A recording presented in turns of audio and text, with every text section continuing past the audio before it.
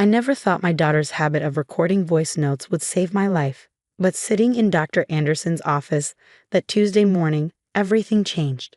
I'm Kate Mitchell, 35, mother of two beautiful children, Emma, 8, and Lucas, 5. After my husband Mike's death 2 years ago, his sister Sarah appointed herself our family's guardian angel. If only I'd known then that angels could be demons in disguise. Mrs. Mitchell, how long have you been experiencing these thoughts? Dr. Anderson asked, peering at me over his wire-rimmed glasses. The morning sunlight streaming through his office window cast shadows across his concerned face. I'm not experiencing any thoughts, I replied, trying to keep my voice steady. I'm telling you what's actually happening. Sarah comes to our house when I'm sleeping. She goes through my things, moves stuff around, and tries to make me think I'm losing my mind. The psychiatrist's pen scratched against his notepad. I could only imagine what he was writing: paranoid delusions, persecutory thoughts, possible schizophrenia. And you believe your sister-in-law is doing this? Why exactly? Before I could answer, the office door burst open. Sarah stood there, her perfectly styled blonde hair framing a face full of practiced concern. "Oh, thank goodness I made it in time," she exclaimed, clutching her designer handbag to her chest. "Doctor, I'm Sarah Mitchell, Kate's sister-in-law. I'm the one who called your office about her condition." My hands gripped the armrests of my chair. "What are you doing here? How did you even know about this appointment?" Sarah's blue eyes welled with tears as she sank into the chair next to me. "Oh, Kate, honey, I'm just so worried about you. Ever since Mike passed." She turned to Dr. Anderson. "Doctor, she's been getting worse. She thinks I'm breaking into her house at night, moving her furniture, stealing her clothes. Last week, she accused me of trying to poison her coffee." "Because you did," I snapped, then immediately regretted my outburst as Dr. Anderson's eyebrows shot up. "I saw you put something in my mug when you thought I wasn't looking." "See what I mean?" Sarah's voice cracked with emotion. "These paranoid delusions, they're getting more elaborate. Last month, she told our whole family I was trying to get custody of her kids. It's breaking my heart to see Mike's widow like this." My throat tightened. "I found a custody paperwork in your bag when you left it at my house. You forgot to zip it closed." Sarah shook her head, tears now flowing freely. "Doctor, I've never even considered such a thing. I love those children like they're my own, but Kate is their mother. I would never." She dabbed at her eyes with a monogrammed handkerchief. "I'm just trying to help, to be there for my brother's family, and she turns everything into some kind of conspiracy against her." Dr. Anderson's pen hadn't stopped moving. "Mrs. Mitchell." "Kate, how long have you known Sarah?" 10 years, I replied. "Since Mike and I got married." "And before your husband's passing, did you have these suspicions about her?" "No, because she wasn't doing these things then." I could hear the desperation in my voice, see the way both Sarah and Dr. Anderson exchanged knowing looks. It started small. She'd show up unannounced, saying she was just checking in. Then she started telling the neighbors I was struggling with grief, that I might need help with the kids. She told Emma's teacher I was having trouble coping, suggested they keep an eye on my daughter for signs of neglect. "I was trying to build a support system for you," Sarah interjected softly. "Everyone wants to help Kate. We're all concerned." "Mrs. Mitchell." Dr. Anderson leaned forward, his voice gentle but firm. "Sometimes after a traumatic loss, our minds can play tricks on us. Grief can manifest in unexpected ways, including paranoid thoughts about those closest to us. I'm not paranoid." I stood up, my hands shaking. "My husband dies in a car accident, and suddenly his sister is everywhere, undermining me, gaslighting me, trying to make everyone think I'm crazy. And now I know why. I found the life insurance paperwork, Sarah. The policy you didn't know Mike had made me the sole beneficiary of. The one that's worth $2 million. Sarah gasped, pressing her hand to her chest. "Doctor, this is exactly what I was talking about. These conspiracy theories. Kate, honey, I didn't even know about any life insurance. I'm independently wealthy. I don't need money. I just want to make sure you and the kids are okay." Dr. Anderson was writing again, and I could feel my world starting to crumble. How did Sarah always do this? How did she always manage to make me sound like the unstable one? My vision blurred with tears of frustration. I think Dr. Anderson said carefully, given the severity of these paranoid thoughts, we should discuss the possibility of inpatient observation. No, I whispered, backing toward the door. No, you can't do this. My children need me. The children will be safe with me. Sarah stood, reaching for my arm. It'll just be for a little while, until you're better. Emma and Lucas love staying at Auntie Sarah's house. Don't touch me. I jerked away from her. You've been planning this all along, haven't you? Make everyone think I'm crazy, get me committed, then swoop in and take my kids and Mike's money. Doctor, Sarah's voice was urgent now. She's becoming agitated. Should we call someone? Dr. Anderson reached for his phone. I think that would be wise. Mrs. Mitchell clearly needs immediate intervention. Just then, a small voice came from the doorway. Mommy. We all turned to see Emma standing there, her pink tablet clutched to her chest, her dark eyes wide with concern. Behind her stood Carol, my neighbor, who had driven us to the appointment and had been waiting with Emma in the reception area. I'm sorry, Carol said. She heard raised voices and got worried. Emma, sweetie, Sarah cooed, stepping toward her. The grown-ups are just talking. Why don't we go back outside with Carol? But Emma's eyes were fixed on Sarah, and there was something in my daughter's expression I'd never seen before.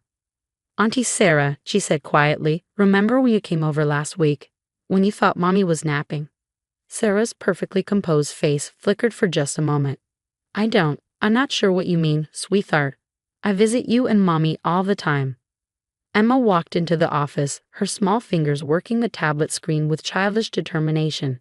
You didn't know I was home early from school because I had a tummy ache.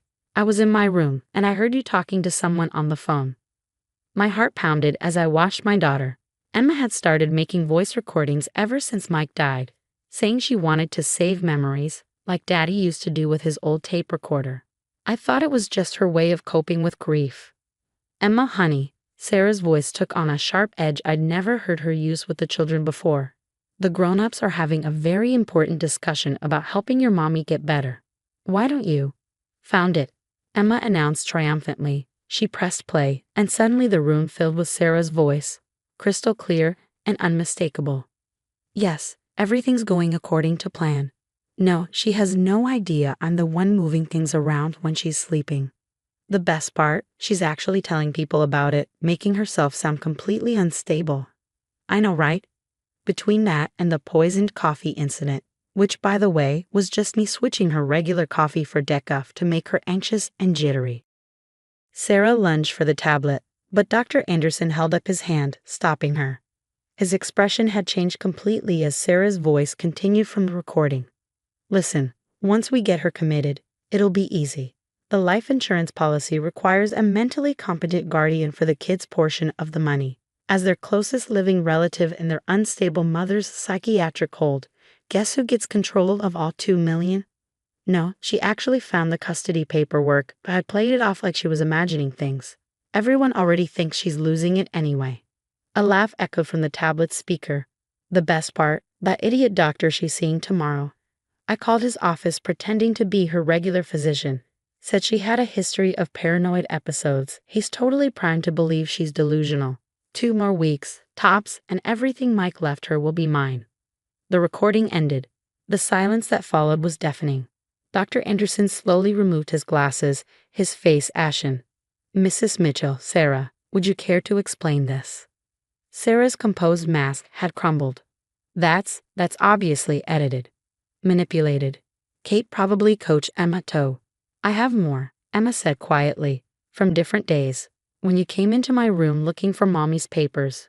When you were putting stuff in the coffee. When you called people telling them Mommy was crazy. She looked up at Sarah with eyes that seemed far older than her 8 years. Daddy always said to keep records of important things. So I did. Carol stepped fully into the office now, her phone in hand. I've already called the police. They're on their way. You don't understand.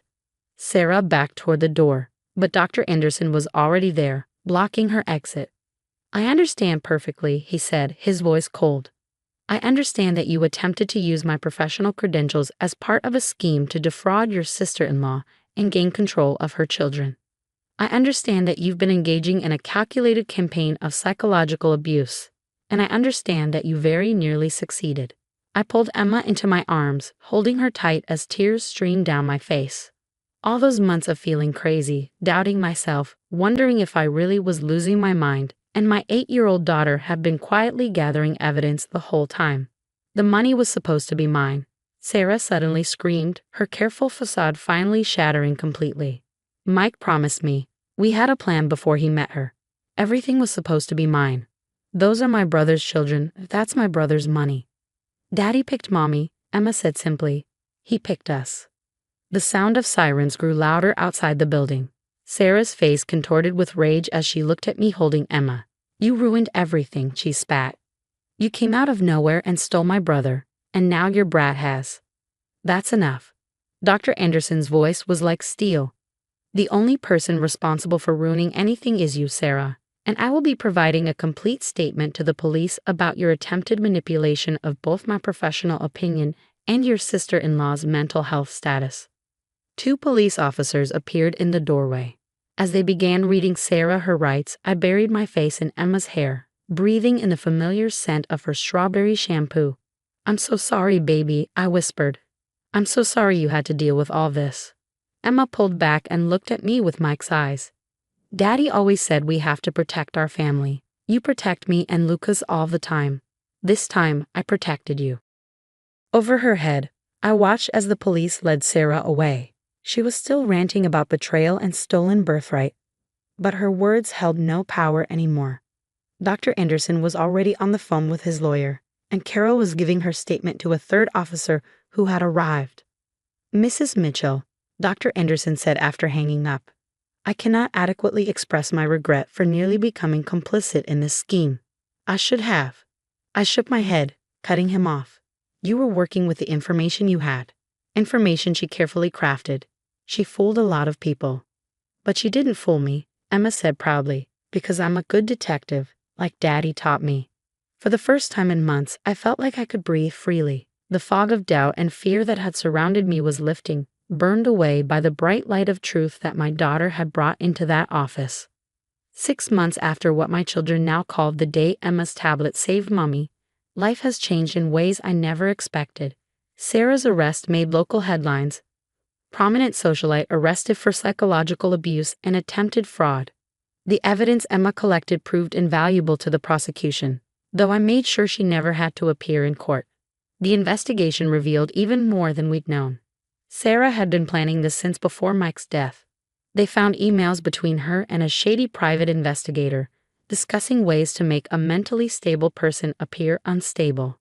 There were detailed notes about gaslighting techniques, schedules of when I took sleeping pills, and even a timeline for when she planned to have me committed. The most shocking discovery was about Mike's accident. While Sarah wasn't directly responsible, the investigation uncovered text messages showing she'd known about the faulty brakes in his car for weeks before the crash. She'd noticed the problem during a lunch meeting with him but never said anything. Maybe fate will help things along, she texted her friend. Mrs. Mitchell. The prosecutor's voice drew me back to the present moment. We were sitting in her office, finalizing the last details of Sarah's plea deal. Are you sure you don't want to make a victim impact statement at the sentencing?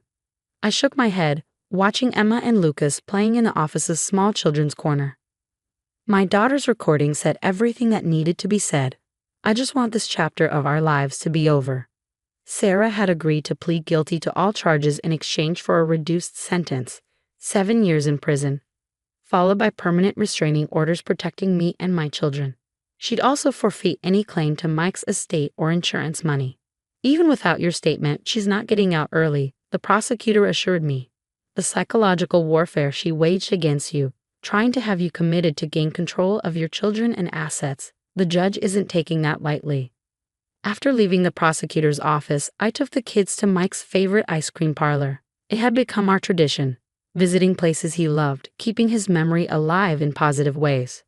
As Emma carefully ate her chocolate chip cone and Lucas made a delightful mess of his strawberry sundae, I marveled at their resilience. Mommy, Lucas asked, ice cream dripping down his chin. Are we going to have to move away now that Auntie Sarah is gone? No, baby, I said, wiping his face with a napkin. This is our home. Nobody's going to make us leave. Good, Emma nodded decisively. Because Daddy's memories are here. That night, after tucking them into bed, I found myself in Mike's old home office. We kept it exactly as it was, his collection of vintage tape recorders still lined up on the shelves. Now I understood why Emma's habit of making recordings had started. She was copying her father, keeping his memory alive in her own way. I picked up one of the old recorders, pressing play out of habit. Mike's voice filled the room. Note to self. Emma's learning to ride her bike. She falls, gets up, tries again. Just like her mom, strongest girl I know. Sarah stopped by today, acting weird about the insurance paperwork. Note to self. Make sure Kate knows about the policy.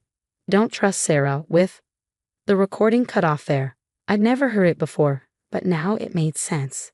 Mike had known his sister better than anyone. He'd been trying to protect us, even then. The next morning, I woke to the sound of Emma making breakfast with Lucas. My daughter had grown up faster than she should have. But she also helped heal our family in ways I never expected. Mommy, Lucas called. Emma's making funny faces pancakes. I walked into the kitchen to find my children giggling over Miss Hapen pancakes, the morning sun streaming through windows that no longer held shadows of doubt. The house felt lighter now, free from the weight of Sarah's manipulation. I made you a special one, Emma announced, proudly holding up a pancake that vaguely resembled a microphone. Because you're brave, like when you talk to the police and the lawyers. I hugged her tight, this precious child who'd saved not just me, but our entire family. You're the brave one, sweetheart. You knew something was wrong, and you did something about it. I just did what Daddy would have done, she shrugged, but I could see the pride in her eyes. Later that day, as I watched Emma teaching Lucas how to make voice notes on her tablet, because memories are important, silly, I realized that while we'd lost Mike, we'd never lost the family he created. Sarah had tried to destroy us, but she failed to understand what Mike had known all along. The strength of our family wasn't in money or control, but in the love and trust we shared. Emma looked up and caught me watching them. Want to make a memory with us, Mommy? I joined my children on the floor, pulling them both close as Emma held up her tablet. Hi, future us, she began, just like Mike used to do. Today is a good day because, and it was, it really was.